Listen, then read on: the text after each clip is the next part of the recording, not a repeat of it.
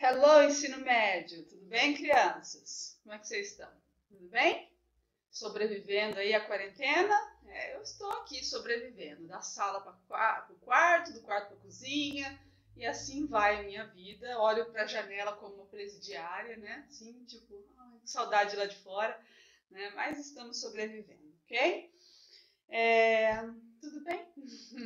O Iago tinha falado para mim que o volume não ficou tão bom no último vídeo. Desculpa, eu não consegui achar outro microfone na vida, né? Então a gente vai ter que ser assim. Eu espero que vocês estejam me ouvindo. Aumenta o volume aí da bagaceira aí toda, tá? Desculpa, Iago, não consegui arrumar um microfone. Eu estou presa dentro de casa. Mas eu conseguirei. Vamos ver se pro próximo vídeo eu consigo, tá bom? Se tiver ruim o áudio, vocês falam. Aí não tem o que fazer, você só vai lendo. Vamos lá, vai, parar de palhaçada que hoje o vídeo é longo, tá? Vai dar uns 40 minutos, então você respira fundo. Se tiver muito longo, você para, vai tomar uma água, depois você termina, tá? Mas eu vou precisar de fazer um videozinho um pouquinho maior, tá bom? A gente já tá na apostila 2, é o seguinte, deixa eu explicar para vocês. A gente vai fazendo aí um vídeo, às vezes para 2 aulas, que nem, por exemplo, quando a gente for falar antes da Primeira Guerra Mundial aí, eu vou fazer um vídeo para 2 aulas, tá? Então eu vou me adaptando aqui. É que a unificação italiana hoje eu vou falar só da unificação, tá? No próximo vídeo, só da unificação alemã. E aí, a Primeira Guerra dá para fazer um vídeo só, para falar tudo da Primeira Guerra Mundial, tá bom? Então assim, a gente vai se organizando aí até que essa quarentena acabe, tá bom? Bom, então vamos lá.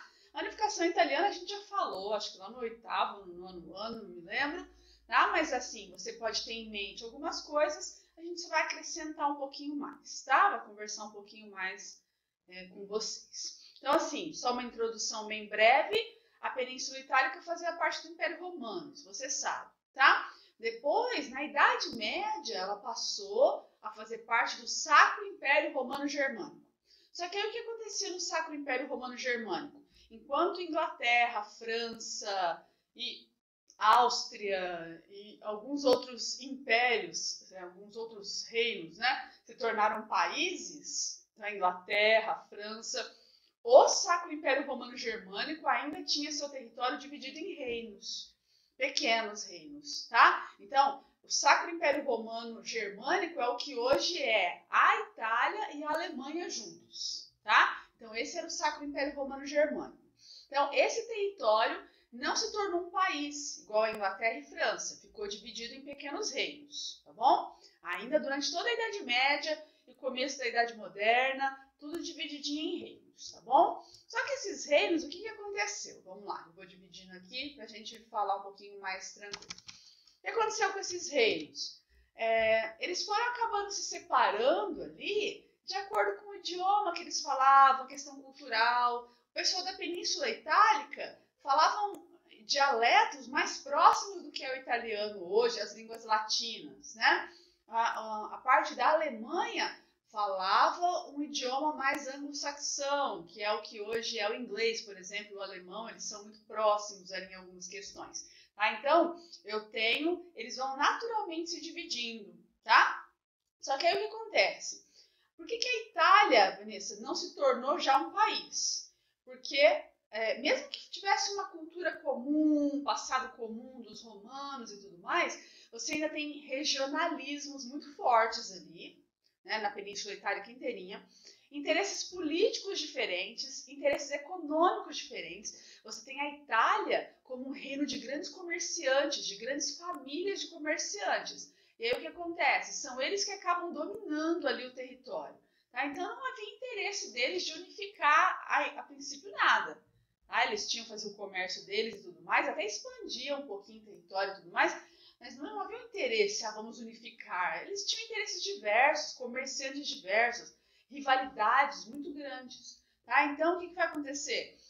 A princípio você não consegue, porque é um território fragmentado mesmo, divisão, muita divisão, tá? E eles não conseguem chegar num consenso. Então fica fragmentado. Aí tem um outro problema também, olha lá, eu vou deixar esses dois aqui. Tem um outro problema também, que é a Igreja Católica tem estados ali, tem reinos ali, tá? E aí esses reinos da Igreja Católica, primeiro, o Papa sonhava em unificar unificar a Itália sob o domínio da igreja.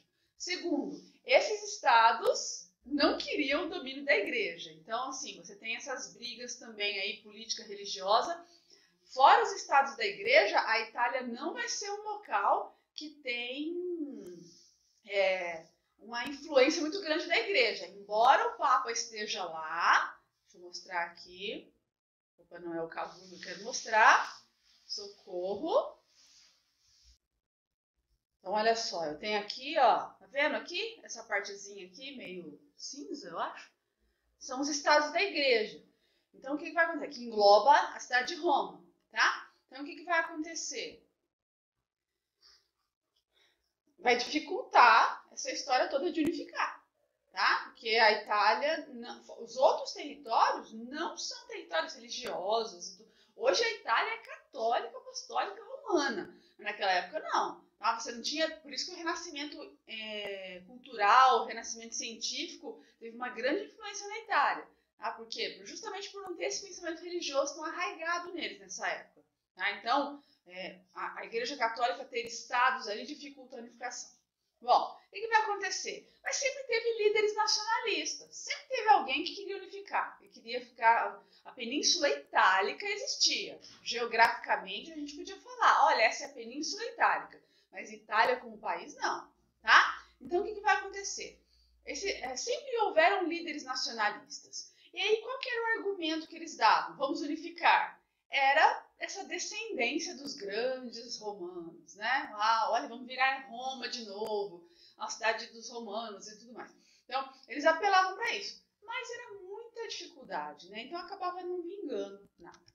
Vai começar a mudar no século XIX. Vamos lá devagarzinho, devagarzinho. Tá. No século XIX, o que vai acontecer? Depois da Revolução Francesa, né?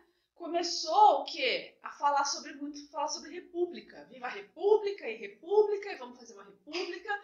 E aí o que vai acontecer? Eu tenho, depois da Revolução Francesa, já no século XIX, eu tenho esses líderes nacionalistas, principalmente na Itália e na Alemanha, falando sobre república.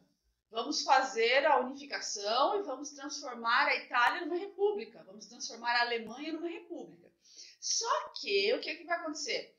O processo republicano ainda não era comum. A Europa estava acostumada com monarquias. Tá? Então, não é fácil você implantar um regime novo. A gente sabe que na Revolução Francesa virou uma bagunça, né? Tentou implantar a república, depois voltava a monarquia, república, monarquia.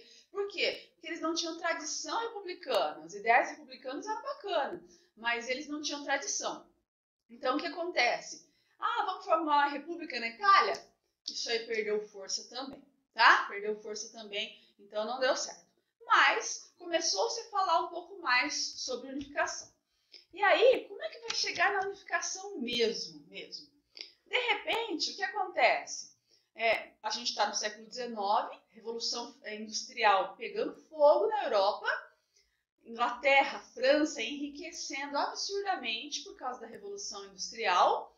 Os outros países começaram com isso também. Vamos desenvolver a indústria. Tem que desenvolver a indústria, porque a gente tem que enriquecer como Inglaterra e França, senão vai ficar para trás. Então, esse processo econômico e industrial é que vai motivar a unificação, tanto da Itália quanto da Alemanha. Isso aqui é importantíssimo. Por que vai motivar, Vanessa? Porque quem não fizer esse processo econômico, né, da industrialização, né, vai ficar para trás. Vai ficar para trás. E aí, a Europa não são países que estão acostumados a ficar para trás, entendeu? Você tem a Europa sempre com essa tradição de domínio, de expansão, de não sei o quê. Então, ter um território todo fragmentado vai dificultar o processo industrial, porque o processo industrial precisa de mão de obra, precisa de mercado consumidor, precisa de matéria-prima, né? E aí, como é que você vai competir com Inglaterra, com França, com Áustria, né? Como é que você compete? Sendo o reino de Piemonte, o reino de Veneza, o reino da... Tá? Então, sabe, um lugarzinho pequenininho, como é que você compete com essas grandes potências econômicas? Então, vai começar a surgir na cabeça de algumas pessoas na Itália e na Alemanha também, eu estou generalizando por enquanto, esse negócio de a gente precisa ser maior do que a gente é. A gente precisa ter mais pessoas, a gente precisa desenvolver mais do que a gente está fazendo aqui agora com pequenos reinos. Então, esse vai ser o grande motivador da unificação, tá? O processo econômico industrial do século XIX, que vai falar, uau, vamos unir todo mundo aí para ficar bom o negócio pra gente. Bom, então vamos lá. Como é que começa o processo de unificação? Então, em 1815, a Península Itálica está dividida em 7 reinos e os estados da Igreja. Por que 1815? Porque a gente tem a conferência, que eu esqueci o nome agora. Deixa eu pensar aqui, peraí, deixa eu dar uma pausa aqui. lembrei. Congresso de Viena. Congresso de Viena. De vez em quando dá pau, cara. Depois de 10 vídeos que eu fiz hoje, dá pau na cabeça, tem hora. Congresso de Viena. O Congresso de Viena, então, estabelece 7 reinos na Itália, tá? E mais os estados da Igreja. E aí tem alguns reinos italianos que, mesmo que eles sejam reinos teoricamente independentes, eles estão sob influência da Áustria. A Áustria tem interesse neles e a Áustria vai acabar unificando. Deixa eu mostrar para vocês, deixa eu voltar aqui. Tá? Então, eu tenho lá a Itália dividida em reinos. Tá? Os reinos influenciados pela Áustria são esses daqui, ó. Tá bom? Esses mais aqui, ó, azulzinhos aqui, ó. Tá? Esses são os reinos sob influência da Áustria. Tudo bem? Porque a Áustria está do lado de cá. Tá? Então, eu tenho 7 reinos, mais os estados da Igreja aqui, isso em 1815. Eu não vi quando esse mapa aqui, mas tudo bem. Tá. Mas você entendeu o que eu quis dizer, né? 7 reinos, 1815, mais os estados da Igreja. Muitos desses reinos estão falando... Olha, eu falei. Não, vamos lá. Aqui, vamos lá. Em 1830, o que vai acontecer? Vai começar, ó, depois de 1815, ainda passou 15 anos. Em 1830 vai ter um movimento intelectual. Então vão ter pessoas lá, intelectuais, escritores, jornalistas, e vão começar a falar sobre o ressurgimento, tá? O que é o ressurgimento? Como se fosse ressurreição, né? O nascer de novo do quê? Da Itália dos romanos, né? Do grande Império Romano. E aí vai começar a falar sobre ideias de unificação, tá? A princípio, eles não têm um consenso em relação a ser monarquia ou república, mas eles vão começar a falar. Começa a se falar sobre isso e eles vão falando sobre isso, começa a pegar um pouquinho mais de força, né? Principalmente na galera que está sendo influenciada pela Áustria ali, ó. Olha, a Áustria está tentando anexar territórios da Península Itálica, que são territórios da gente, não sei. Então começa a falar sobre isso daí, sobre ressurgir o grande Império Romano, tá bom? E aí quem começa a liderar essa história toda é o reino sardo-piemontês. Sardo-piemontês, aqui é Piemonte, Sardenha. Os dois são chamados de reino sardo-piemontês, tá bom? E o que vai acontecer com esses dois aí? Quem é o sardo-piemontês? Esse reino, na época, é o reino com maior desenvolvimento econômico da Itália, também da Península Itálica, tá? É o que está com a indústria já crescendo, nascendo e tudo mais. Lembra que eu falei ali em cima? Que é a questão econômica que vai motivar bastante isso. Então, eles estão lá, precisando de mercado consumidor, precisando de mão de obra, precisando de um monte de coisa, querendo vender seus produtos em outros territórios, sem precisar pagar taxas alfandegárias e tudo mais. E aí, eles vão começar a liderar esse movimento, né? Vai falar na cabeça da galera lá. E além disso, de todos os reinos italianos, eles são os que estão politicamente mais organizados. Então, tipo, é um reino bonitinho, organizadinho, política e economia estabilizado, porque outros reinos são rivais entre si e viram uma bagunça. Então, é um reino que vai começar a puxar aí o carro para fazer isso daí. Só que eles ainda não conseguem, a princípio, né, grande adesão. Por quê? Porque ainda tem rivalidades internas dentro da península, reinos que são rivais, e essas diferentes ideias acerca do tipo de governo.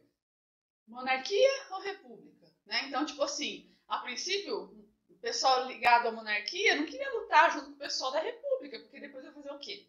Tá? Então, mas eles começam a liderar esse movimento. Aí até que surge um cara, sempre tem um cara. Sempre tem um cara que vai ser o articulador, que vai ser o cara que vai fazer as coisas, né? Que vai puxar o carro aí de todo mundo, tá? Esse cidadão é o Conde Cavour. Conde Cavour. O que esse cidadão é? Ele é primeiro-ministro de Piemonte e Sardenha, tá? Ele é o primeiro-ministro, tá bom? Primeiro-ministro. O que vai acontecer com o nosso cônjuge? Ele fala assim, bom, a gente precisa ter um motivo para unificar, né? Se falar que é dos romanos, descendente dos romanos, não está adiantando.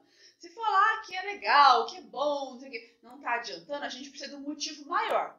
E eles vão pegar esse motivo maior justamente na questão dos austríacos, porque, deixa eu voltar lá, eu falei para vocês que a Áustria está influenciando essa região aqui, né? Aqui, pertinho dela aqui, tá? Então, tipo assim, tá anexando, tomando posse. A Áustria fala alemão, a Áustria tem uma cultura diferente, está anexando territórios da Península Itálica. Então, eles vão começar a falar sobre isso, né? O Conde Cavour vai pedir o apoio dos franceses para anular o poder da Áustria na região e para apoiar o movimento.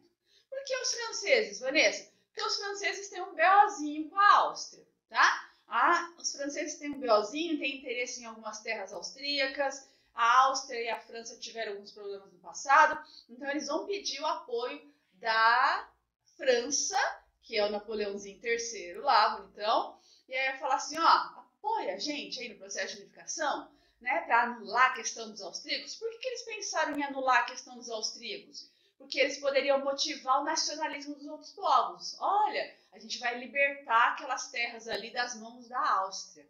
Então ele queria essa força do povo da Península Itálica contra a Áustria. Pediu o apoio da França. Napoleão não é amigo de ninguém, tá? E aí o que ele faz? Ele fala assim, olha, é o seguinte, eu apoio vocês, mas a Áustria tem que dar um motivo. Eu não posso chegar lá e ir atacando a Áustria, né? Então, tipo, diplomaticamente tá feio, é feio guerra, mas precisava de um motivo. Então ele fala assim que se a Áustria ameaçar alguma coisa, eles vão lá e ajudam.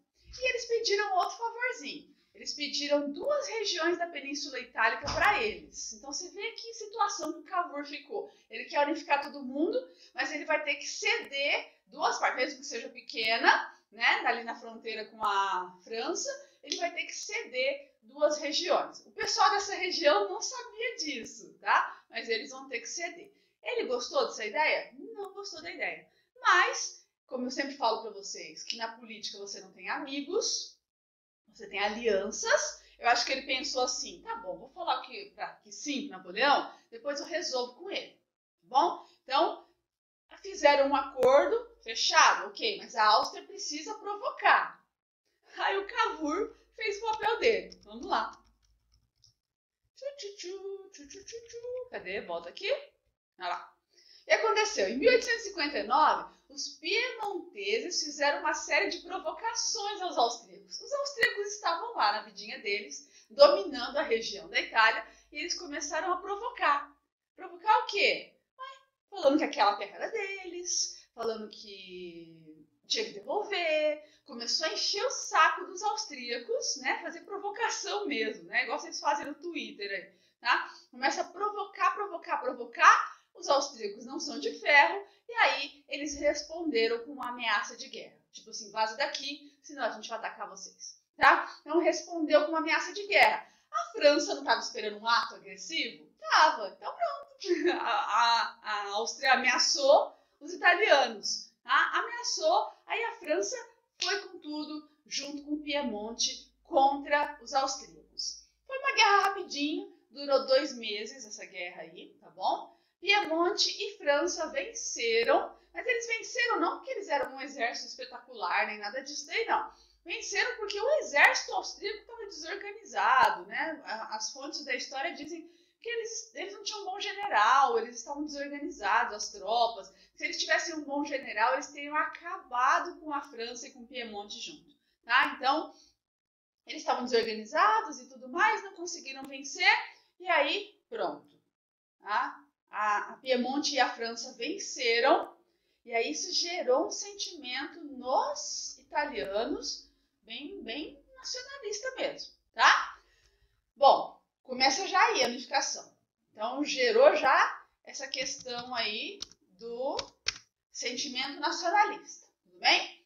A França pegou aqueles 2 territóriozinhos lá para ela, tá bem? Só que aí o que acontece? a Áustria não cedeu todos os territórios, não cedeu, tá bom? Mas a guerra gerou um sentimento nacionalista na Itália, na Península Itálica de uma maneira geral.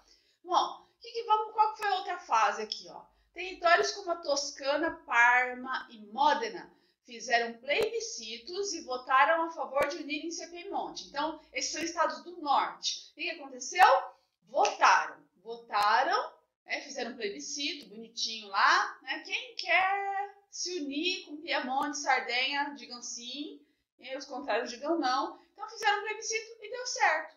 Então, eu tenho praticamente o norte inteirinho da Itália unificado já, tá? Outro processo de unificação, vamos lá. O Sul, como é que foi a unificação do Sul ali? Contou com um carinha aqui chamado Giuseppe Garibaldi. Eu não mostrei o Cavour para vocês, né? Olha que emoção. Esse é o Cavour, olha lá, Conde Cavour, né? Fofinho, bonitinho aqui, ó, ajeitadinho, tá bom? Esse é o Conde Cavour e esse aqui é o Garibaldi, né? Ele só tem pinturinhas, eu não sei se tem fotinhas dele, procurei na internet, não achei, tá bom? Esse é o Garibaldi, Giuseppe Garibaldi. Ele é líder de um grupo chamado Camisas Vermelhas, você pode bem observar isso, né? Então, o que nosso amigo Garibaldi faz? Ele lidera esses Camisas Vermelhas aí num movimento pró-unificação. Então, o Cavour está anexando todo mundo lá em cima, está organizando, e ele está ali no sul da Itália fazendo também movimento. Ele é um movimento militar também, ok? Então ele não chega só chegando ali, não, esses Camisas Vermelhas aí é um movimento militar. Então o que vai acontecer? Ele começa a liderar esse movimento no sul da Itália. A população dos estados pertencentes à igreja se revoltou e votou no plebiscito pedindo unificação também. Então, olha só, o Garibaldizinho aqui, ó, ele foi unificando o Sul, tudo bem? Ele foi unificando o Sul ali, algumas vezes com questão militar e outros com plebiscito. Ele chegava e pedia o plebiscito e as pessoas começaram a votar.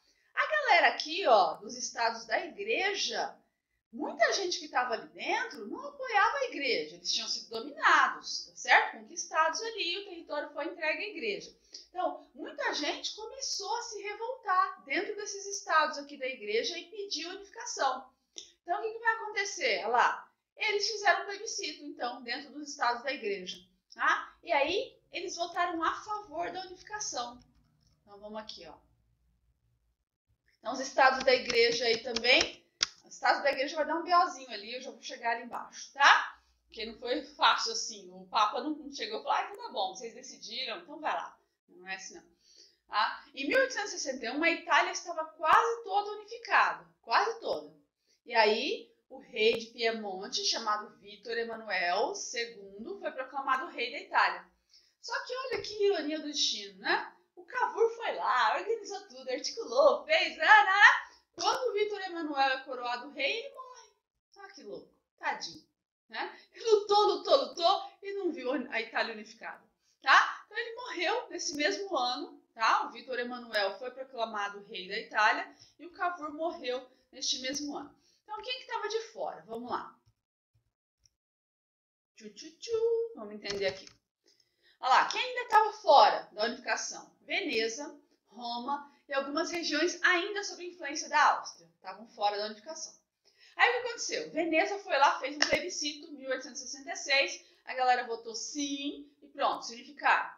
O nosso amigo Garibaldi aqui, o que aconteceu? Faltava Roma. Cara, para eles Roma era uma questão de honra. Roma era a cidade de Roma, era onde começou o Império Romano, onde começou tudo. Então, só que Roma pertencia aos estados da igreja. O Garibaldi, que não era nem um pouco católico, ele foi lá e invadiu Roma. Invadiu com as camisas vermelhas. E ele teve apoio da população de Roma. Então, assim, a galera de Roma foi lá e queria se unificar, tá? A França, né, que tinha os acordinhos com a igreja lá, a França intercedeu a favor do Papa. Então, a França, o exército francês foi lá para Roma, falou, não, a gente não vai deixar não, o Papa pertence ao Papa Roma aqui. Só que aí, cara, as tropas italianas, o povo, todo mundo, a galera foi lá para as ruas Em 1870 o exército francês já estava desgastadíssimo, já estava assim no fim da história deles. E aí o que acontece?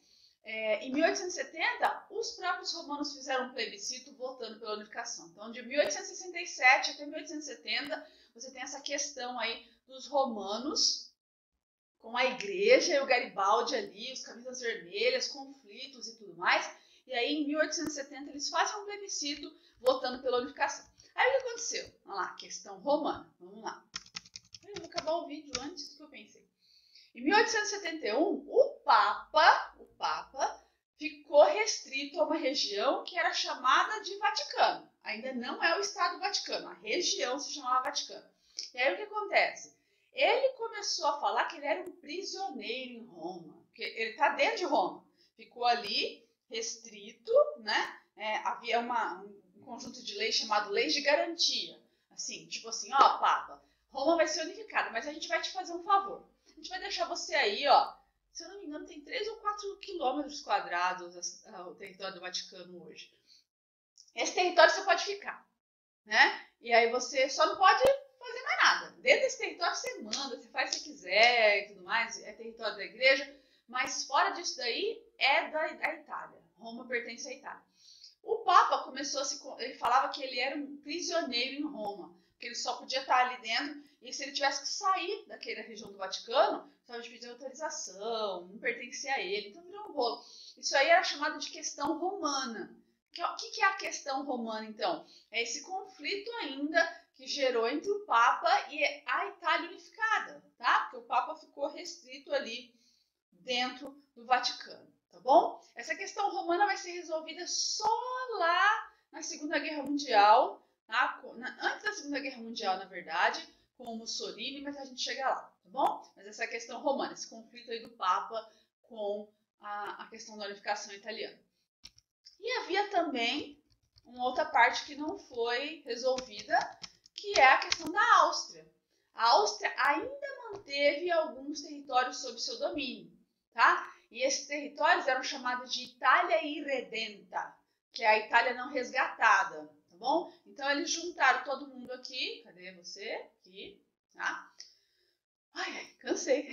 Unificou tudo e ficou essas regiõezinhas aqui na beirinha aqui da Áustria, tá bom? Que ainda pertencia à Áustria. Essa é a chamada Itália Irredenta. Então, o que acontece? Em 1871, você já tem a Itália inteirinha, do jeito que é hoje, inteirinha, menos essas regiões fronteiriças com a Áustria aqui, que é chamada de Itália Irredenta, que é a Itália não resgatada, tá?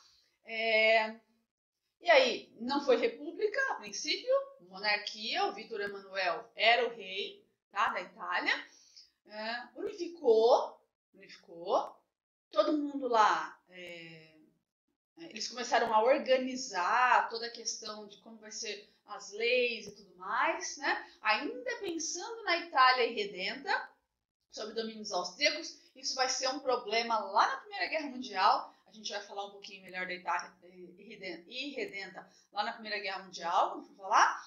E o que aconteceu de imediato na Itália, né? A Itália ela vai se desenvolver, só que aí vai haver uma divisão cultural que existe até hoje, entre o norte e o sul, muito parecida com o que aconteceu nos Estados Unidos. O que vai se industrializar de verdade na Itália é o norte da Itália, tá? O sul vai continuar agrícola, né? O sul vai continuar praticando agricultura e tudo mais. A princípio vai dar alguns probleminhas isso daí, mas no geral eles vão se desenvolver e até hoje eles estão desse jeito, tá bom? A Itália, então, o norte industrializado vai se industrializar bastante, né? Não vai chegar a ser uma França, Inglaterra em relação à indústria, nem nada, mas tem uma indústria forte até hoje lá, tá? E aí o sul vai continuar agrícola.